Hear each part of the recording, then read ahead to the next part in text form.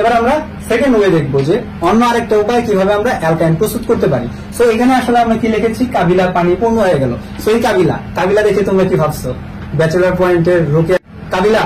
না, এটা হচ্ছে রোকেয়ার কাবিলা না, এটা হচ্ছে কি ক্যালসিয়াম কার্বাইড, যেটা কি ফল পাকানোর কাছে ব্যবহার করা হয়। তো আমরা লিখবো ক্যালসিয়াম কার্বাইড। সো লিখে ফেললাম ক্যালসিয়াম কার্বাইড, সাথে কি যুক্ত হবে, পানি। সো এখানে আমরা সরাসরি পানি যুক্ত করে দিলাম। তাহলে এখানে কয় অণু পানি যুক্ত হবে, 2 অণু পানি যুক্ত হবে, এই জন্য আমরা সরাসরি 2 অণু দিয়ে দিলাম। এবার বিক্রিয়াটা কিভাবে হয় আমরা ওইটা দেখাবো। ফার্স্টে কি আছে, ক্যালসিয়াম। আমরা কি জানি ক্যালসিয়ামের যোজনী 2, তার মানে তার হাত 2টা থাকবে।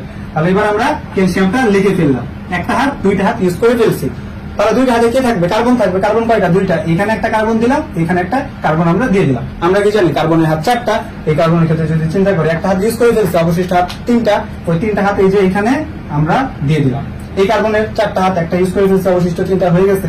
এটার সাথে কি যুক্ত হবে, পানি যুক্ত হবে। আমরা কি জানি পানিকে যদি আমরা ভাঙি তাহলে আমরা 2টা জিনিস পাবো, একটা হচ্ছে H প্লাস আর একটা কি OH মাইনাস।